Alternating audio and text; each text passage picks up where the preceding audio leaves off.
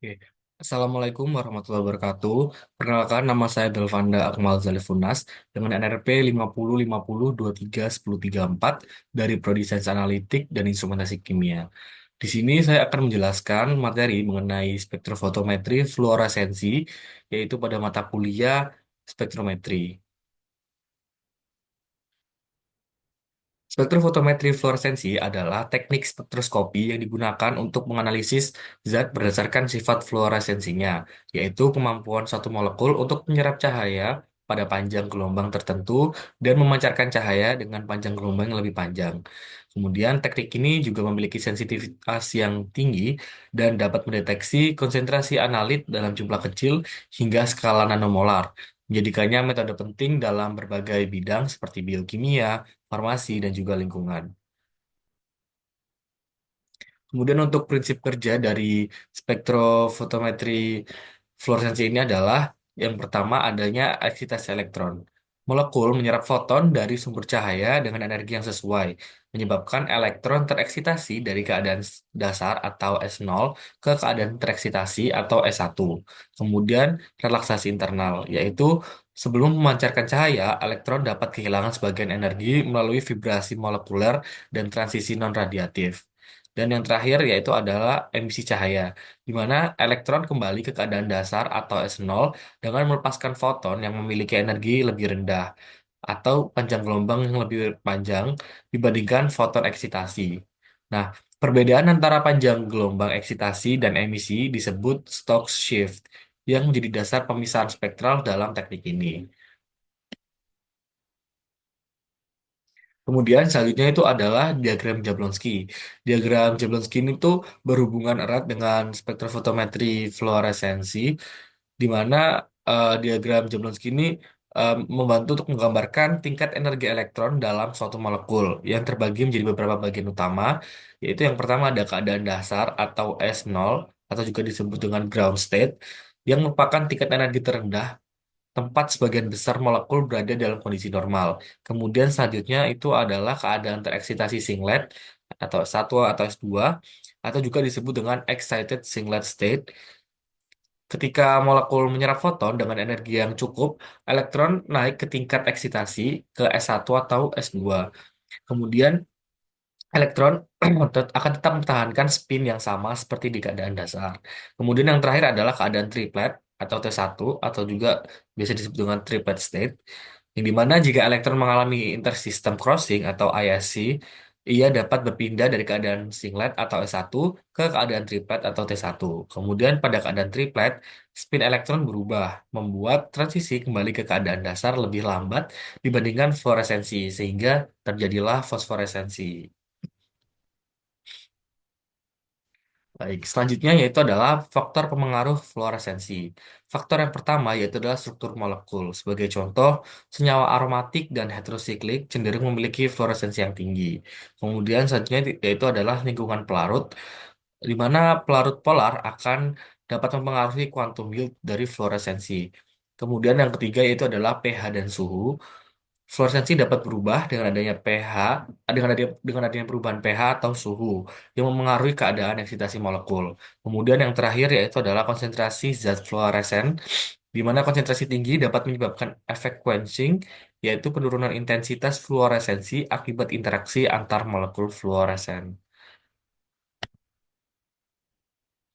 Kemudian untuk komponen instrumentasi sendiri, pada instrumen spektrofotometer fluoresensi ini terdapat empat bagian utama, ya, atau empat komponen utama. Yang pertama itu adalah bagian sumber cahaya, di mana pada bagian ini akan menghasilkan cahaya dengan panjang gelombang eksitasi yang sesuai.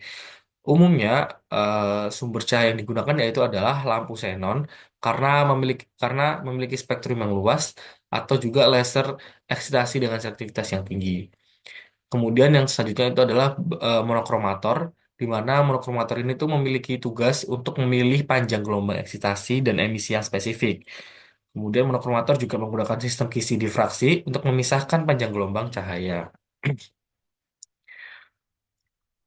Komponen selanjutnya yaitu adalah sampel dan kuvet, di mana sampel nantinya akan ditempatkan di dalam kuvet yang transparan terhadap panjang gelombang, eksitasi, dan emisi. Biasanya kuvet yang lebih disukai atau lebih baik digunakan adalah kuvet kuarsa karena dibandingkan dengan kuvet kaca, kuvet kuarsa ini memiliki transparansi yang lebih tinggi di daerah UV.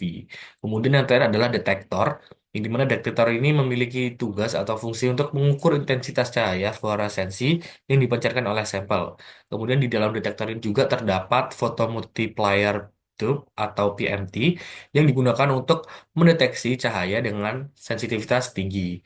Dan juga di detektor ini juga terdapat detektor CCD atau Charge Coupled Device yang memungkinkan analisis spektrum fluoresensi secara simultan.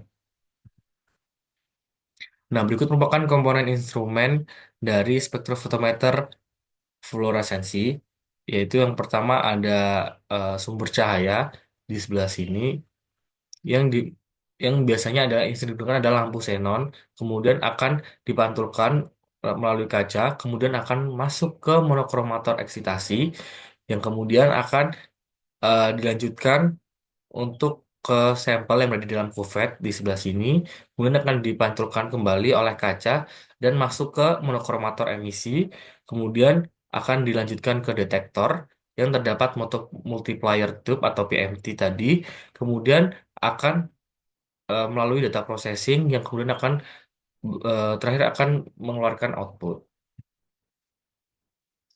Kemudian untuk implementasi dari spektrofotometri fluoresensi ini yaitu ada berbagai bidang seperti yang pertama yaitu adalah analisis biokimia di mana spektrofotometri fluoresensi ini digunakan untuk mendeteksi protein dan DNA menggunakan zat warna fluoresen seperti fluorescein atau SYBR green. Kemudian juga dapat di dalam penerapan FRET atau Forster Resonance Energy Transfer untuk studi interaksi biomolekul.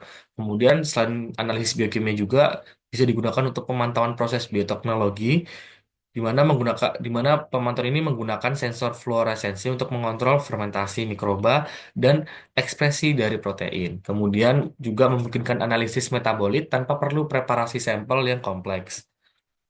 Selanjutnya juga bisa digunakan dalam deteksi polutan lingkungan. Spektrofotometri fluoresensi ini dapat mendeteksi polutan organik dalam air dan udara seperti hidrokarbon aromatik polisiklik atau PAH. Kemudian juga digunakan dalam pemantauan kualitas air dan kontaminasi minyak.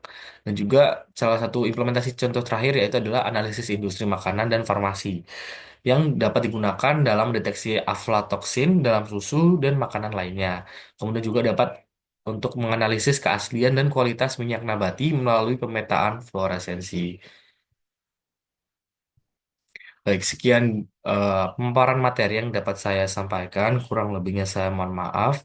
Sekian dan terima kasih. Wassalamualaikum warahmatullahi wabarakatuh.